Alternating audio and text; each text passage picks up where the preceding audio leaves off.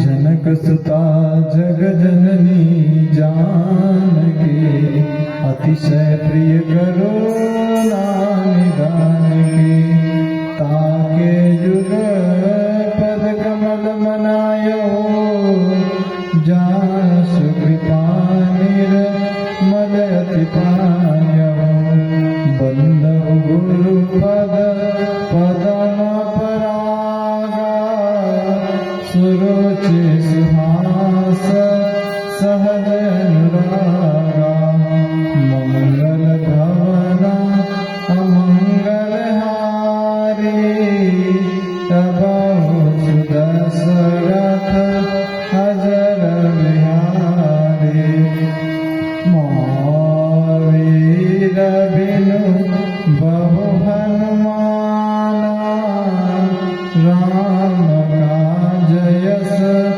आप बखाना सादर शिवहि नाथ अब माथा बरनउ बिशद राम गुण गाथा सिया राम मैं सब जग जानी करहु प्रणाम जोरि जुग पानी माँ गायत्री दीजिए यह शाश्वत वरदान तीर बने मन साधना सेवा कर्म कमान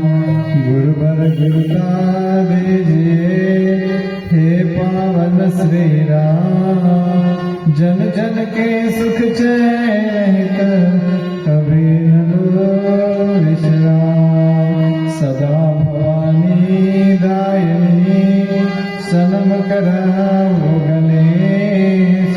पांच देव रक्षा करे ब्रह्मा विष्णु महेश।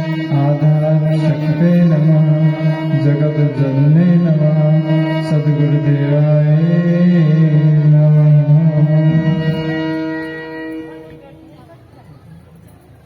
भाई बहनों, आज के इस पौन प्रज्ञा पुराण के माध्यम से सत्संग में पधारे देवतुल्य भाइयों, शक्ति स्वरूप माता बहनों, विगत दिनों की कथाओं में हम जीवन जीने का सलीका, जीवन जीने का तरीका सीख रहे हैं और यहाँ से बताई जा रही एक एक बात परम पूज्य गुरुदेव के हृदय हिमालय ज्ञान की गंगोत्री से निकले हुए है। जिस प्रकार माँ गंगा का एक एक बूंद कीमती होता है, अनमोल होता है, ठीक उसी प्रकार पौन प्रज्ञा पुराण का एक एक वचन, एक एक शब्द माँ गंगा के जैसे पुनीत और पवित्र होता है। लेकिन ये पुनीत पवित्र है ये तो ठीक है, लेकिन जब तक जीवन में नहीं उतरेगा तब तक लाभ मिलेगा क्या? अच्छा, एक बात बताइए, हम लोग डॉक्टर के पास में गए, डॉक्टर के पास में जाने के बाद में डॉक्टर ने कहा कि भैया क्या दिक्कत है? उन्होंने कहा कि साहब ऐसी ऐसी बीमारी है। बोले बहुत अच्छी बात, अब क्या करें? गोली ले ली, दवाई ले ली, इंजेक्शन ले लिया और उसके बाद में भैया बहनों डॉक्टर ने दवाई दे दी। अब घर पे हमने लाया और घर पे दवाई को पूजा वाले कमरे में रख दिया। अब दवाई की अगरबत्ती उतार रहे हैं, साहब बीमारी ठीक हो जाए, नैवेद्य चढ़ा रहे हैं दवाई पर, सब बीमारी ठीक हो जाए, माला जाप कर रहे, बीमारी ठीक हो जाए, बीमारी ठीक हो जाए, बीमारी ठीक हो जाए। बीमारी ठीक हो सकती क्या भाई बहनों? हाँ, दवाई की पूजा करने से बीमारी ठीक नहीं होती।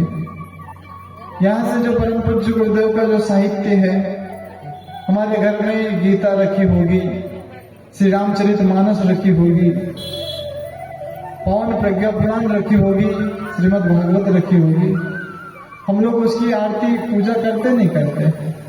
हाँ, करते हैं ना, लेकिन भाई बहनों पढ़ते कभी नहीं। किसी ने बहुत अच्छा कहा है, बोले गीता कुरान आपस में नहीं लड़ते, गीता और कुरान आपस में कभी नहीं लड़ते। एक साथ गीता और कुरान को एक कमरे में रख दो भाइयों बहनों, तो गीता और कुरान आपस में कभी नहीं लड़ते। अरे लड़ते वे हैं जो कभी नहीं पढ़ते। लड़ते कौन है पता है? जो कभी नहीं पढ़ते। और यदि जो पढ़ लेना भाइयों बहनों, स्वामी विवेकानंद ने कहा है कि जैसे विभिन्न नदियां भिन्न भिन्न मार्गों से होकर कहां चली जाती है? समुद्र में चली जाती है। ठीक उसी प्रकार भिन्न भिन्न विभिन्न धर्म जाते उसी परमात्मा के पास में, जाते उसी परमात्मा के पास में। ज्ञान के दृष्टि से कोई भी साहित्य कम नहीं मेरे भाई, लेकिन निर्भर करता है कि वो हमारे जीवन में आ पाया या नहीं आ पाया। डॉक्टर ने दवाई दी भाइयों बहनों हमको, और वो दवाई को यदि हमने सेवन नहीं किया, हमारा रोग ठीक हो जाएगा क्या? उसी प्रकार भाव रोग का वैद्य और दवाई ये पौन प्रज्ञा पुराण में सन्निहित है। हम तो केवल भाइयों बहनों किस दवाई से क्या लाभ हो सकता है ये बताने वाले हैं, लेकिन वो दवाई तो आप लोगों को सेवन करना पड़ेगा। अच्छा, कल की जो दवाई बताई थी वो गलत थी क्या? जो परिवार के बारे में बताया, जो पति पत्नी के बारे में बताया, जो बच्चों के संस्कारों के बारे में बताया, गलत था क्या? और संस्कारी बच्चा हो जाएगा तो बैकग्राउंड चेंज कर, और बच्चा यदि संस्कारी हो जाएगा तो कितना अच्छा लगेगा भाई बहनों। कहने का तात्पर्य हमारा ये नहीं है। एक व्यक्ति था, बड़ा अशांत रहता था, बड़ा अशांत रहता था। तो महात्मा जी ने कहा कि बोले भैया क्यों अशांत रहते हो? बोले महात्मा जी क्या करूं, इतनी चिंता है, इतना तनाव है, अशांत मन रहता है, हमेशा प्रसन्न नहीं रहता है। तो महात्मा जी ने कहा कि चल ठीक है, तेरी अशांति दूर हो जाएगी। गीता जो रहती ना, गीता जो भगवान श्री कृष्ण ने कही, वो गीता की पुस्तक उस व्यक्ति को दे दी। अब गीता की पुस्तक जब दी, उसने कहा कि साहब आज नहीं, कब पढ़ूंगा? कल पढ़ूंगा। अब कल पढ़ूंगा कहकर कहते हैं कि उसने गीता रख दी। जिस स्थान पर, पूजा के स्थान पर गीता रखी हुई थी ना भाइयों बहनों, तो रखने के बाद में क्या हुआ कि रात को रात चूहों ने कुछ पृष्ठ गीता के कुतर दिए। हाँ, कुतर दिए। अब जब कुतर दिए तो उसने सोचा कि चूहों को तो मारना चाहिए सबसे पहले। अब चूहे मारने के लिए उसने सोचा कि चूहे कैसे मारे, आजकल के जैसी चूहा मार दवाई निकली नहीं थी, पिंजरा भी नहीं था कि चूहे वो रोटी फंसा दो आएगा चूहा और बंद हो जाएगा। तो किसी ने कहा कि चूहों को बिल्ली खाती है, बिल्ली पाल लो। अब उस व्यक्ति ने भाई बहनों क्या किया, बिल्ली पाल ली। अब बिल्ली पाल ली, जब तक चूहे थे तब तक तो खूब चूहे खाए बिल्ली ने, और जब चूहे खत्म हो गए तो फिर क्या करेगी? तो कहते हैं कि बिल्ली भूख से मरने लगी। और जैसे ही बिल्ली भूख से मरने लगी तो उसे किसी ने बताया कि बोले भैया या तो चूहे खिलाओ या तो दूध पिलाओ, वैसे बिल्ली जिंदा रहने वाली नहीं है। तो अब दूध कहां से लाए? पड़ोसी ने बताया, बोले मेरा मित्र है और उसकी एक बहन है, विवाह योग्य है, और वो कहता है कि जो मेरे बहन से विवाह करेगा उसके दहेज में गाय दान दूंगा। तो बोले एक काम करो, विवाह कर लो, गाय भी आ जाएगी, गाय लगाने वाली भी आ जाएगी। उसने कहा कि ये भी तो बात ठीक है। अब भाई बहनों क्या किया, एक दिन उसने विवाह कर लिया। विवाह करने के बाद में गाय आ गई। अब 1 वर्ष बीतने के बाद में भाई बहनों एक सुंदर से बच्चे का जन्म हो गया। कहते हैं कि 1-1.5 वर्ष के बाद में वो महात्मा जी पुनः उस व्यक्ति को मिले और पूछा, बोले भैया मैंने जो गीता दी थी उससे कुछ शांति मिली नहीं मिली? उसको पढ़ने के बाद में, उसका स्वाध्याय करने के बाद में कुछ शांति तुम्हें मिली या नहीं मिली? कितने अध्याय पढ़ ली बताओ तो? उस व्यक्ति ने कहा कि महात्मा जी अभी तो केवल 4 अध्याय पढ़े हैं। कौन कौन से? बोले सबसे पहला अध्याय पढ़ा मैंने चूहे का। बोले दूसरा अध्याय? बोले दूसरा अध्याय पढ़ा बिल्ली का। बोले तीसरा अध्याय? बोले तीसरा अध्याय पढ़ा मैंने पत्नी का, और चौथा अध्याय अभी अभी मैंने पढ़ा बेटे का। मैंने तो अभी केवल 4 ही अध्याय पढ़े हैं महात्मा जी, गीता खोलने का तो मुझे समय नहीं मिला। भाइयों बहनों, हमारा जो जीवन के कष्ट कठिनाई है ना, हमारे जीवन में जितनी भी चिंताएं है ना, ये इसलिए चिंता है कि हमको ज्ञान नहीं है भाइयों बहनों। और ज्ञान आएगा कहां से? ज्ञान ऐसा नहीं कि हाथ फैला दिए तो ज्ञान ऊपर से आकाश से झरझर हमारे भीतर प्रवेश हो जाएगा। ऐसा नहीं होता भाइयों बहनों। ज्ञान आता है सत्य साहित्य से। कहां से आता है? अच्छे साहित्य से या सत्संग से ज्ञान की प्राप्ति होती है। और जिसको ज्ञान की प्राप्ति हो जाती है उसका भाव हो जाता है भाइयों। और नहीं तो फिर कष्ट की समस्या कमी है क्या हमारे जीवन में? हम बार बार कहते हैं ना कि कोई एक भी व्यक्ति यहां पर ऐसा नहीं बैठा है जो कह सकता है कि हमारे जीवन में कम कष्ट है। अच्छा, हमको लगता है, हमेशा लगता है कि मेरी समस्या पड़ोस वाले समस्या से बड़ी है। लगता नहीं लगता?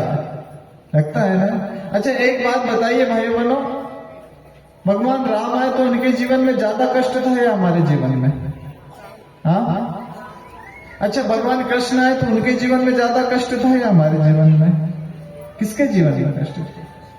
अरे यहां पर बैठा हुआ कोई एक भी व्यक्ति ऐसा है क्या जिसका जेल खाने में जन्म हुआ हो?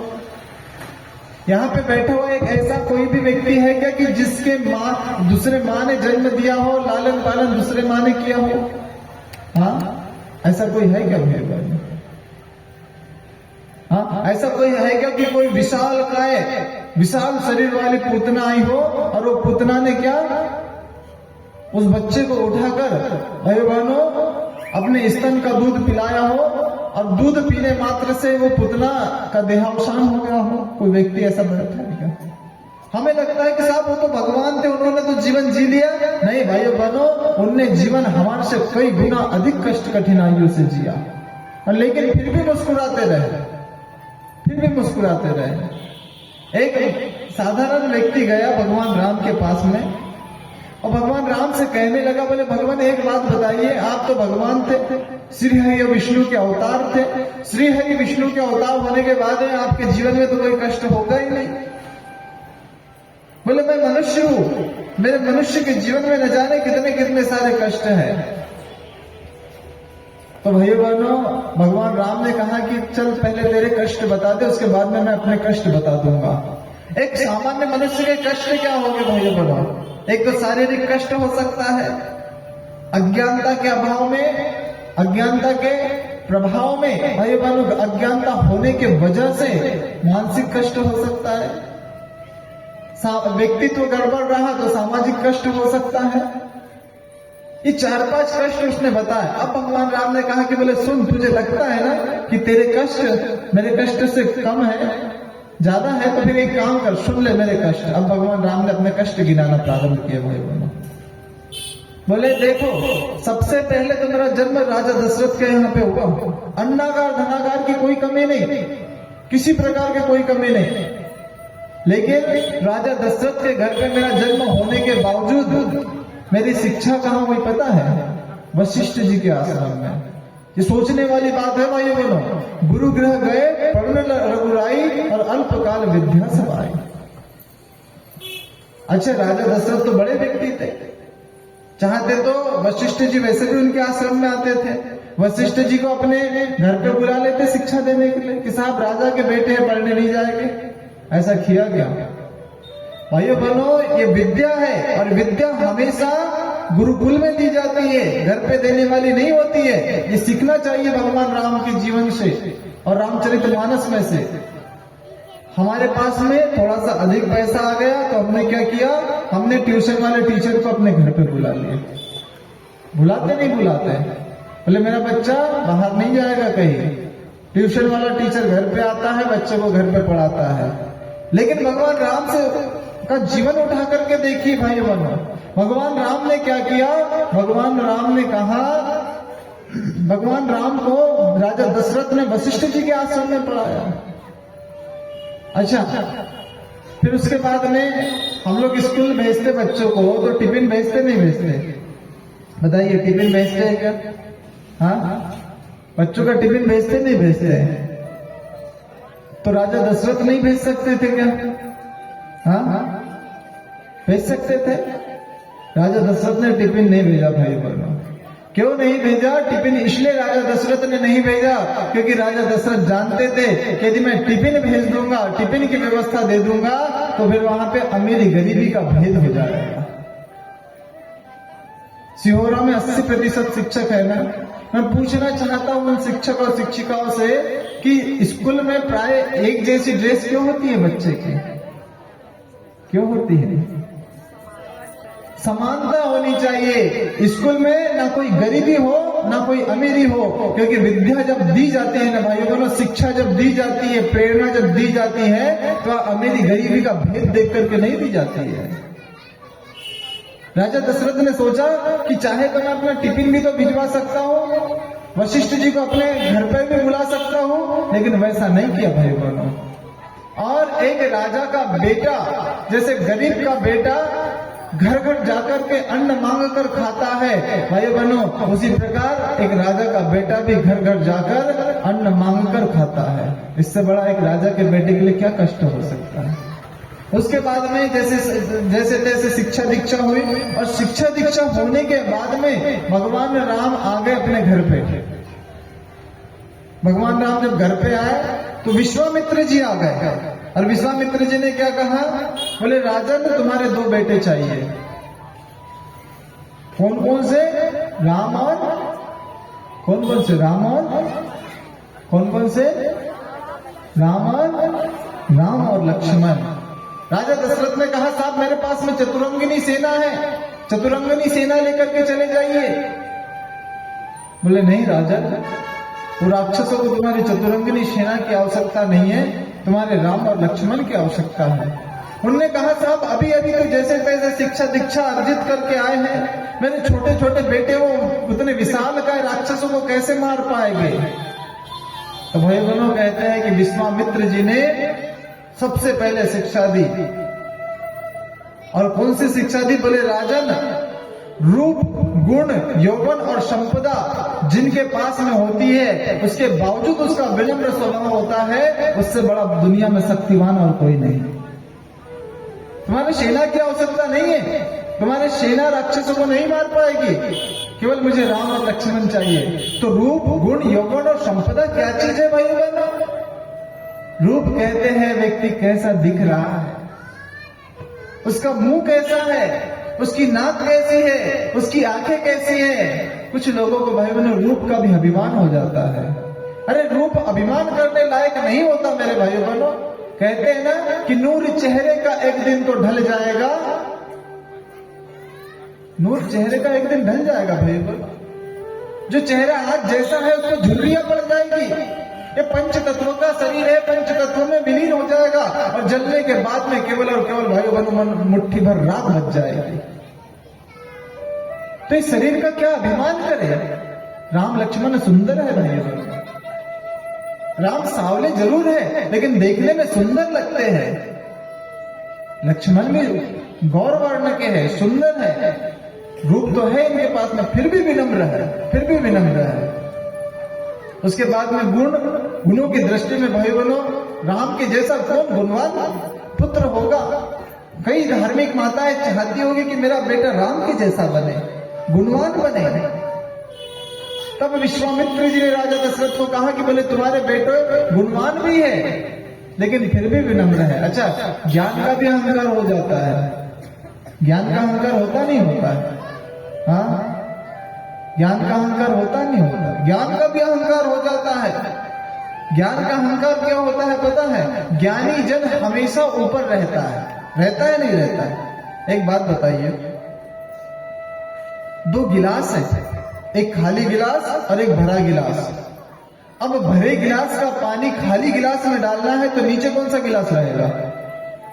हाँ, नीचे कौन सा और ऊपर कौन सा? जो भरा रहता है, जो ज्ञान से भरा रहता है, वो कैसा रहता है? ऊपर रहता है। लेकिन भाई बहनों यहाँ व्यवस्था ऐसी नहीं, हम ज्ञानी नहीं है, हम तो संदेशवाहक है। हम ऊपर क्यों बैठ गए? हम नीचे बैठते तो किसी को पीछे देखने वालों को समस्या होती है ना, इसलिए हम ज्ञानी है, इसलिए ऊपर नहीं बैठे। हम ऊपर इसलिए बैठे कि सभी को एक जैसे दिख सके, इसलिए बैठे। लेकिन अधिकांश ज्ञानी व्यक्ति ऊपर बैठता है। जिस प्रकार भरा हुआ गिलास हमेशा ऊपर रहता है, वैसे खाली गिलास नीचे इसलिए रहता है क्योंकि वो खाली है। और खाली गिलास है कि नहीं साहब मैं भरे गिलास के ऊपर रहूंगा, तो भाई बहनों उसके भीतर कभी पानी भरा जा सकता? क्या भरा जा सकता? बोले तुम्हारे बेटों के भीतर ज्ञान भी है, गुण भी है, लेकिन फिर भी विनम्र है, फिर भी कोई अभिमान नहीं है। उसके बाद में यौवन, यौवन किसे कहते हैं? यौवन कहते हैं जवानी का भाई बहनों। यौवन किसे कहते हैं? जवानी को। जवानी व्यक्ति की आती है तो माता पिता की बातें नहीं सुनता। जवानी जब व्यक्ति की आती है तो अपनी संस्कृति को भूल जाता। जवानी जब आता है तो सभ्यता को भूल जाता। और भाई बहनों हमारी संस्कृति का तहस नहस कर देता, ऐसे कपड़ों का पहनाव करने लग जाता। अच्छा एक बात बताइए भाई बहनों, जो फटे जींस व्यक्ति पहनता है, जो फटे कपड़े पहनता है, ये हमारी संस्कृति में कहीं ठीक है क्या? हाँ, तो फिर रोकते क्यों नहीं अपने घर के बच्चों को? रोकते क्यों नहीं? अरे पहले के समय कपड़ा फट जाता था तो हमारी माता बहनें कपड़े को सिल दिया करती थी।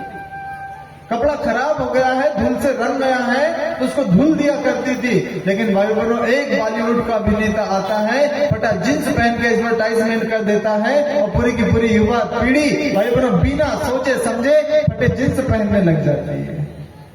क्यों? क्यों भाई बहनों? चिंतन करके देखिए, वो बॉलीवुड के माध्यम से, वो टीवी सीरियल के माध्यम से हमारी संस्कृति का कितना तहस नहस किया जा रहा है। कभी भी आप पंडितों के सीन देखना भाई बहनों, उसमें पंडितों को बिल्कुल ऐसे नगण्य रूप में दिखाया जाता है किसी भी टीवी या सीरियल में, जिसकी कोई हद नहीं। अरे वो पंडित, वो संत, वो ऋषि, वो मनीषी, जिनके वजह से भारतवर्ष की नींव टिकी है भाई बहनों, या आधुनिकता के वजह से भारतवर्ष की नींव नहीं टिकी है, मनुष्यों की वजह से टिकी हुई है, ऋषियों की वजह से टिकी है, ज्ञान की वजह से टिकी है। भारत ज्ञानी देश है। उसके बाद में अगला गुण कौन सा बताया? उसके बाद में बताया संपदा। संपदा हर किसी के पास में, और जिसके पास में कोई संपदा नहीं है, उसके पास में यदि शरीर स्वस्थ है तो इससे बड़ी और कोई संपदा नहीं हो सकती भाई बहनों। और राम लक्ष्मण के पास में तो इतनी बड़ी संपदा थी कि पूछिए मत। अच्छा, एक व्यक्ति गया एक महात्मा जी के पास में, बोले महात्मा जी मैं बड़ा गरीब व्यक्ति हूं, कोई ऐसा उपाय करिए कि जिसकी वजह से मेरी गरीबी दूर हो जाए। तो उसने कहा कि बोले एक काम कर बेटा, पड़ोस में एक राजा रहता है, मैंने सुना है कि उसके बेटे के दोनों हाथ नहीं है, तो अपने दोनों हाथ काट के उसको दे दे और वो राजा बदले में चाहे उतना धन दे देगा। बोले महात्मा जी दिमाग खराब है क्या, मैं हाथ दे दूंगा तो काम कैसे करूंगा? अच्छा, हाथ इतने प्यारे हैं तो एक काम कर, मैंने सुना है कि दूसरे पड़ोस में एक राजा है जिसके बेटे को जीभ नहीं, अपनी जीभ निकाल के दे दे। हमने कहा महात्मा जी अपनी जीभ दे दूंगा तो बोलूंगा कैसे? अच्छा, जीभ इतनी प्यारी है तो बेटा एक काम कर, अपनी आंखें निकाल के दे दे। उन्होंने कहा कि साहब आंखें दे दूंगा तो देखूंगा कैसे? महात्मा जी ने एक जोर से तमाचा लगाया। मूर्ख, जब इतना हष्ट पुष्ट शरीर भगवान ने दिया है फिर भी गरीबी का रोना रोता है। जिसके पास में शरीर रूपी संपदा है भाइयों बहनों, वो व्यक्ति गरीब हो नहीं सकता, गरीब नहीं हो सकता है। और राम और लक्ष्मण के पास में तो इतनी अपार संपदा थी भाई बहनों। तब विश्वामित्र जी ने राजा दशरथ को बताया, बोले राजन तुम्हारे बेटे के पास में, तुम्हारे बेटों के पास में रूप यौवन गुण संपदा चारों संपत्तियां है, और चारों संपत्तियां होने के बाद में भी तुम्हारे बेटे विनम्र है, सहज भाव से गुरु के चरण स्पर्श करते हैं, माता पिता के चरण स्पर्श करते हैं, बड़ों को आदर देते, बड़ों का सम्मान करते हैं, जी कह के कहते हैं। बोले इसलिए ये इनसे बढ़कर कोई शक्तिवान नहीं हो सकता, और राक्षसी आतंकियों को हराने के लिए, मारने के लिए केवल राम और लक्ष्मण ही पर्याप्त है। आप सभी को पता है भाई, छोटे छोटे राम लक्ष्मण, सोचिए कष्ट कितना होगा। छोटे छोटे राम लक्ष्मण बड़े बड़े राक्षसों को मारते हैं, बड़े बड़े आतंकी शक्ति को मारते हैं। ये कहां से हो गया? ये हुआ कहां से भाई बहनों? ये इसलिए हुआ क्योंकि उनके भीतर रूप यौवन गुण संपदा होने के बाद में भी अभिमान नहीं था। ये चारों चीजों में से जिसके पास भी एक चीज आ जाए ना मनुष्य में, ये लौकिक जगत में एक भी चीज हो जाए तो भाई बहनों अभिमान को जन्म दे देती है। अरे साहब मैं तो इतना सुंदर दिखता हूँ, अरे साहब मैं तो इतना ज्ञानी हूँ, मेरे पास तो इतनी संपत्ति है, मेरी भुजाओं में तो इतना बल है। भाई बहनों ये चारों गुण होने के बाद में भी राम लक्ष्मण विनम्र थे। तब राम भगवान ने बताया, बोले उसके बाद में मैं गया नहीं था विवाह में, मैं तो गुरु के वजह से गया था। और वहां जब देखा कि राजा जनक ने स्वयंवर रखा हुआ है, और स्वयंवर रखने के बाद में सारे के सारे राजा आए, महाराजा आए, राजा जनक ने प्रतिज्ञा ले ली कि जो इस धनुष की प्रत्यंचा चढ़ाएगा उसी से माता सीता का विवाह होगा। मैं तो अपने गुरु के साथ में केवल वहां पे देखने के लिए गया था कि कैसा होता है। अच्छा, राम भगवान विवाह करने गए थे या देखने गए थे बताइए? हाँ, और राम भगवान को निमंत्रण भी नहीं था क्या? निमंत्रण तो विश्वामित्र जी को था। अब उनके शिष्य के रूप में चले गए। लेकिन जब राजा जनक की वेदना को देखा और राजा जनक कहने लगे कि शायद लगता है कि ये धरती वीरों से खाली हो गई है, तब कोई वीर योद्धा वहां पे आया। और कौन आया? लक्ष्मण आया। और क्या कहा? बोले राजा जनक की क्या अस्थि है जो बातें अनुचित करता है और बार बार राजा महाराजा को धमकाता है।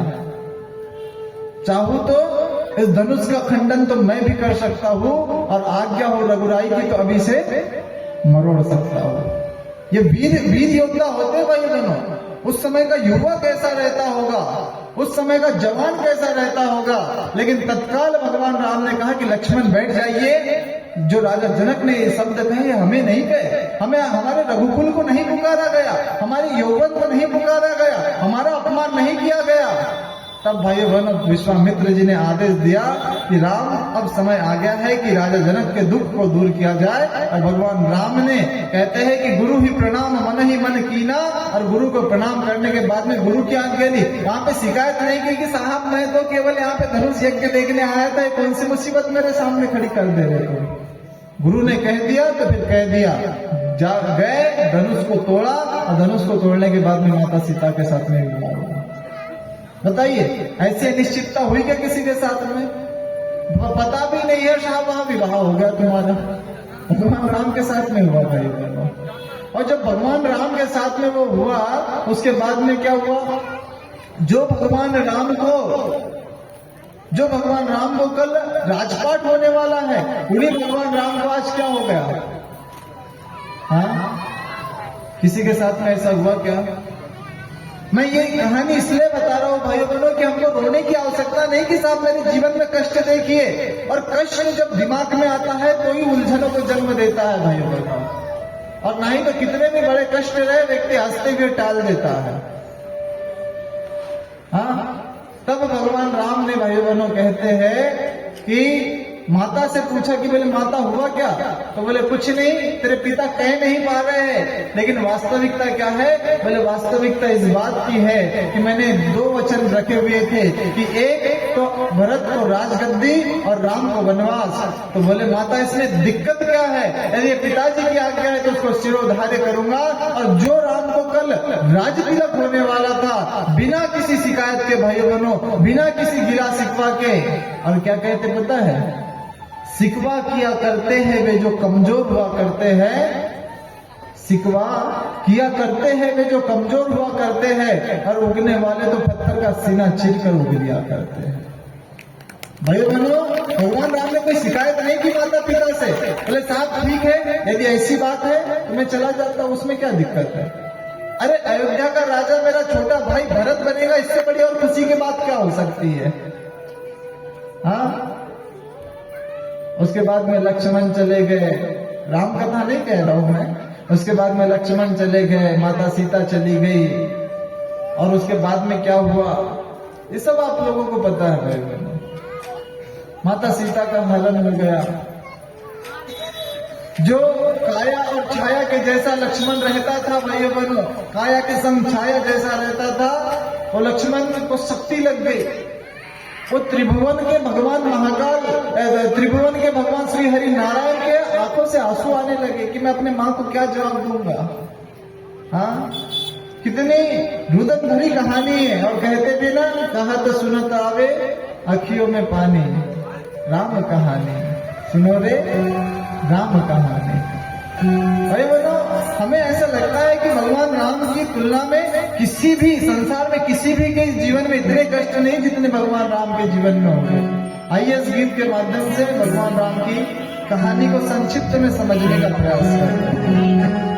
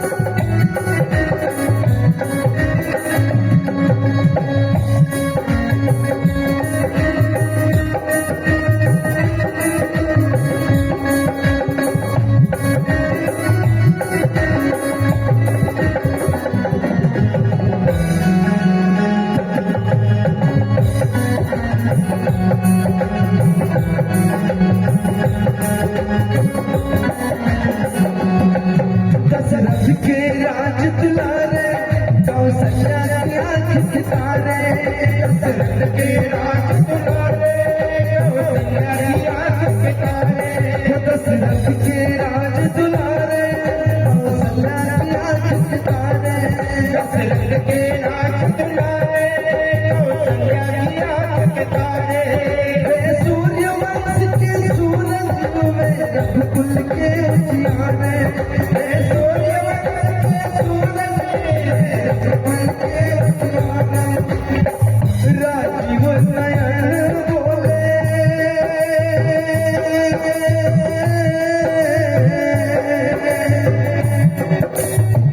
राजीव नयन बोले मधुबन वाणी। राम कहानी सुनो रे, राम कहानी, राम कहानी सुनो रे, राम कहानी।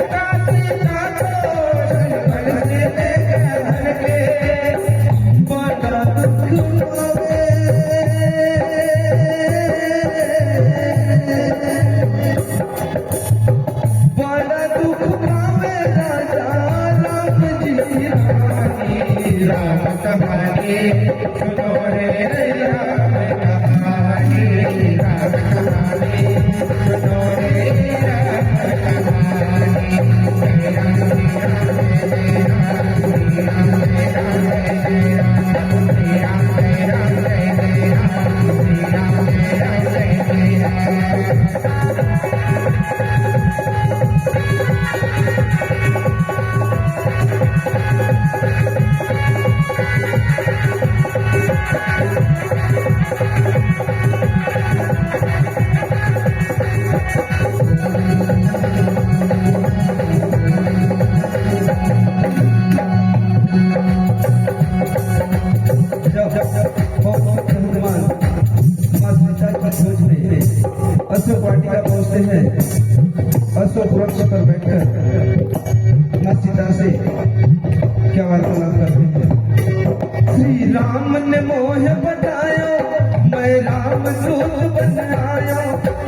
राम ने मोह बनायो मैं रामदूत बन आयो श्री राम ने मोह बनायो मैं रामदूत बन आयो श्री राम ने मोह बनायो मैं रामदूत बन आयो सीता माँ की सेवा में रघुवर को संदेशा लायो सीता माँ की सेवा में रघुवर को संदेशा लायो और संग लायो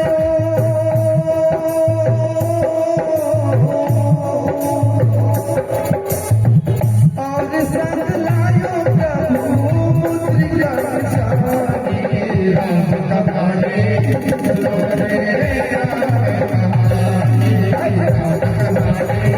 सुनो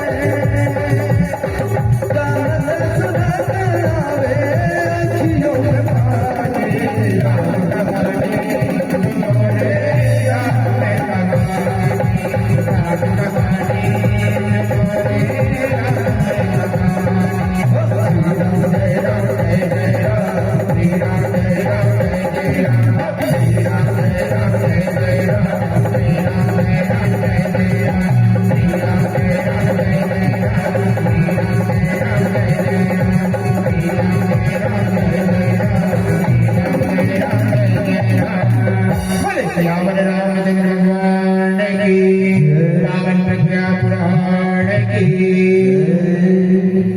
भाई बनो राम कहानी सुनो रे राम कहानी कहत सुनत आवे अखियों में पानी। क्योंकि भगवान राम ने जो जीवन जिया भाई बनो ऐसा जीवन की आज मिसाल बन गया है। आज मिसाल बन गया भगवान राम की भरत जी की जो कथा आती है भाई बहनों आज भी जो वर्तमान परिप्रेक्ष्य में जो मनुष्य जीवन जीता है कौन सा जीवन जीता है। जैसे हमने प्रज्ञा पुराण के प्रथम दिवस में सुना था द्वितीय दिवस में कि व्यक्ति पूजा तो कर रहा है किसकी भगवान राम की लेकिन कोर्ट में मुकदमा चल रहा है कि भगवान यदि मुझे आज जिता देते हैं तो मैं 1 किलो मिठाई आपको चढ़ाऊंगा लेकिन निर्णय मेरे पक्ष में होना चाहिए। ऐसा हो सकता है क्या भाई ऐसा हो सकता है क्या। हाँ अरे वो भगवान राम भाई बनो जिन्होंने अपने भाई के लिए पूरी राजगद्दी छोड़ दी। कहते हैं कि राज तिलक को गेंद बनाकर खेल रहे खिलाड़ी और एक तरफ राम और एक तरफ भरत दोनों ने है ठोकर मारी।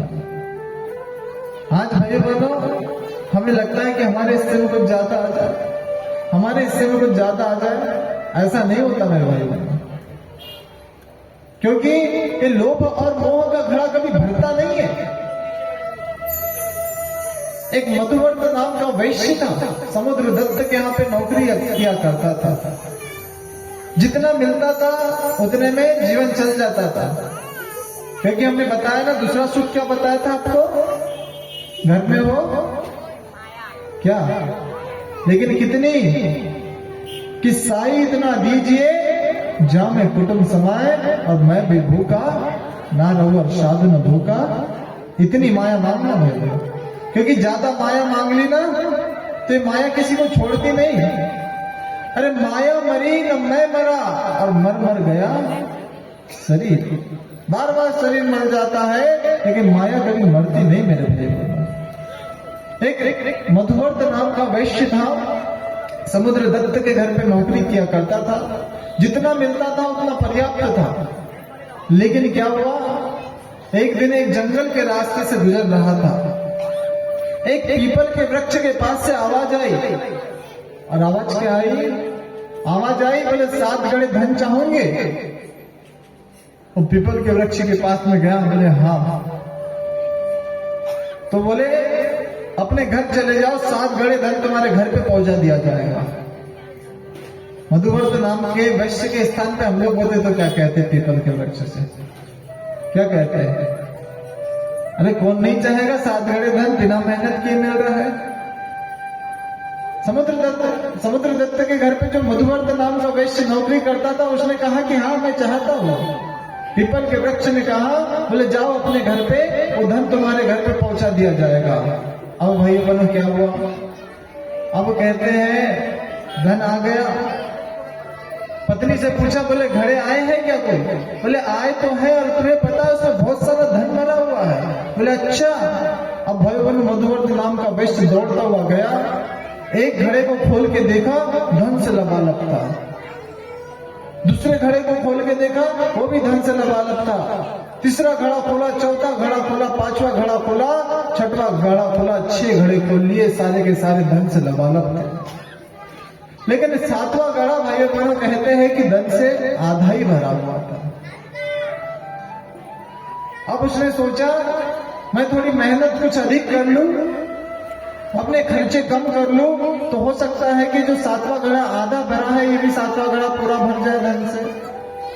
अब क्या करने लगा? ओवर टाइम जॉब करने लगा, अधिक मेहनत करने लगा। बच्चे कहते थे पिताजी खर्चे के लिए पैसा चाहिए, पढ़ाई के लिए पैसा चाहिए, लिखने के लिए पैसा चाहिए। बच्चों पे नाराज हो जाया करता था, पत्नी पर नाराज हो जाया करता था। क्यों? क्योंकि लोभ लग गया है कि मुझे वो आधा घड़ा पूरा करना है। जीवन में चिंता आ गई भाइयों बहनों, जीवन में तनाव आ गया, जीवन कष्ट कठिनाइयों से घिर गया। तब समुद्र दत्त ने सोचा कि ये व्यक्ति मधुवर्त नाम का वैश्य जो हमेशा हंसता खिलता था, इतना अच्छा आनंद के साथ में रहता था, आज उसे क्या हो गया? उसकी चेहरे की रौनकता चली गई, उसके चेहरे पे इतना तनाव आ गया। तब एक दिन कहते हैं कि समुद्र दत्त ने मधुवर्त नाम के वैश्य से पूछ ही लिया। क्या पूछा? उसने पूछा कि बोले क्या बात है, तुम्हारे चेहरे पे इतनी चिंता? बोले कुछ नहीं साहब, ऐसे ही थोड़ी ज्यादा मेहनत करना पड़ रहा है। बोले क्यों? धन कमाने के लिए। तब समुद्र दत्त ने कहा कि बोले कहीं वो जंगल वाले पीपल के वृक्ष ने तुमको 7 घड़े धन तो नहीं दे दिया? बोले हाँ, लेकिन आपको कैसे पता?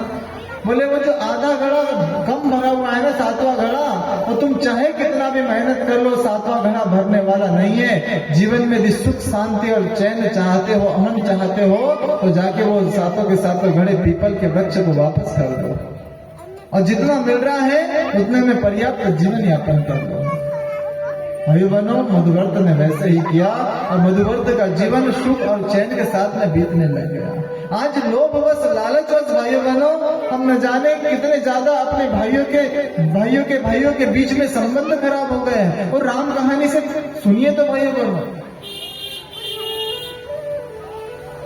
और आपको पता है एक पिता के पुत्र हैं, लेकिन तीनों की माताएं अलग अलग हैं। और हमारा तो सगा भाई भाइयों बहनों, जिस माँ के स्तन का दूध हमने पान किया, उसी माँ के स्तन का दूध हमारे छोटे भाई ने और बड़े भाई ने भी किया। लेकिन आज भाई भाई की आपस में नहीं बन रही है। क्यों नहीं बन रही है? क्योंकि भाई बहनों क्षमा करना, हमारी जो देवी आ गई है ना, अलग अलग घर से, अलग अलग क्षेत्रों से, अलग अलग जिलों से, उनका सामंजस्य नहीं बन रहा है। अरे भाई भाई का तो हमेशा का रिश्ता ऐसा रहा है कि स्कूल में कभी किसी भाई ने किसी को कुछ कह दिया तो दूसरा भाई दौड़ के उसकी उंगली खींचने के लिए चला जाता था। लेकिन वही भाई के बीच में ऐसा क्या भाई बहनों बिखराव आ गया, ऐसी क्या बात हो गई कि इस विवाह होने के बाद में आपस में भाई भाई की नहीं बन पा रही? क्यों नहीं बन पा रही भाई बहनों? और आप सभी को पता है संयुक्त परिवार का ये फायदा होता है, वहां पे संस्कार ही संस्कार मिलते हैं। और संस्कार कैसे दिए जाते थे? एक माता जी ने एक बच्चे को जी कर कर बोलना सिखाया। वो कहता जी मम्मी जी, जी पापा जी, जी ताऊ जी, जी ताई जी। आजकल के बच्चे भाई बहनों जी नहीं कहते। आजकल सम्मान खत्म हो गया है। और इतना अच्छा कहता था, हमेशा जी लगाता था। एक दिन भाई बहनों उसके छत पर बंदर आया, उसने आवाज लगाई, बोले मम्मी जी छत पर बंदर जी आए हुए हैं। मतलब बंदर को भी जी लगाकर बोले, कितना अच्छा संस्कार था भाई बहनों।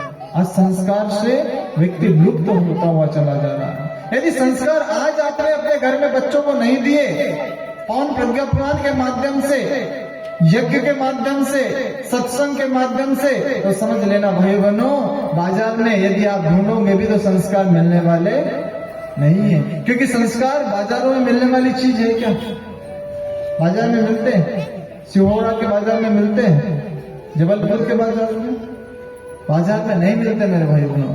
और संस्कार यदि आपके बच्चों के भीतर कम रहे, तो कल जो हमने कथा कहानी बताई थी ना आप लोगों को, तो आप सभी को पता थी भाई बहनों। इसलिए लोभ कम करे, मोह कम करे, और जितना भगवान ने दिया है भाई बहनों चिंतन करके देखिए, भगवान ने इतना और किसी को भी नहीं दिया है। और दूसरी बात, हमारे जीवन में सुख शांति इसलिए नहीं आ पाती है क्योंकि भाई बहनों प्रज्ञा पुराण के 2 अध्याय में पूछा कि बोले भक्ति हो, ज्ञान हो, वैराग्य हो, लेकिन उसके साथ में विवेक ना हो तो भक्ति और ज्ञान किसी काम का नहीं रहता भाई बहनों। भक्ति तो थी, भक्ति किसकी थी? भक्ति थी सबरी की। सबरी ने भक्ति की थी भाई बहनों। अपने गुरु मतंग ऋषि ने कह दिया था कि भाई तुम्हारे घर पे एक दिन भगवान आएंगे, और हमारे गुरु के प्रति जो इतना श्रद्धा भाव से, समर्पण से विश्वास करता है, उसने कहा कि यदि मेरे गुरु मतंग ऋषि ने कहा है कि मेरे घर पे भगवान आएंगे, तो भाई बहनों निश्चित रूप से भगवान आएंगे। लेकिन उसे पता नहीं था कि कब मेरे घर पे भगवान आ जाएंगे। तो अब क्या करें? भगवान के आने वाले रास्ते में रोज भाइयों बहनों फूल बिछा करके रखते थे, रोज फूल बिछाते थे। हो सकता आज मेरे भगवान आ जाए, हो सकता कल मेरे भगवान आ जाए, हो सकता परसों मेरे भगवान आ जाए। वर्षों बीत गए भाई बहनों, वहां से पंडित जाते थे, ऋषि मुनि जाते थे, सारे के सारे वो सबरी की मजा लेते थे। अरे हम लोग इतने वेद पाठी ब्राह्मण, अरे हम इतने विद्वान पंडित, हमारे घर पे कभी भगवान नहीं आए, और तू जात की बिल्ली तेरे घर पे, तू अनपढ़ बिल्ली तेरे घर पे भगवान आएंगे क्या? भाई बहनों, लेकिन सबरी डगमगाई नहीं, गुरु के प्रति निष्ठा थी, गुरु के प्रति विश्वास था कि मेरे गुरु ने कहा है कि मेरे घर पे भगवान आएंगे तो फिर आएंगे। और भाई बहनों एक दिन फूल बिछाए, फूल बिछाने के बाद में सबरी को लगा कि हो सकता वही महात्मा, वही पंडित आए होंगे जो मेरी मजा लेने आए। तो भगवान राम जब आए तो कहते हैं कि बोले मेरे भगवान आएंगे तो भैया मेरे जो फूल मैंने बिछाए हैं इसको खराब न करे। तब भाई बहन भगवान राम आए, भगवान राम ने कहा कि बोले सबरी तेरे घर में भगवान राम आ गए। अब भगवान राम जब सबरी के घर पे आए तो भाई बोलो सबरी करे क्या? हमारे घर पे कोई विशेष अतिथि आ जाए तो क्या करे?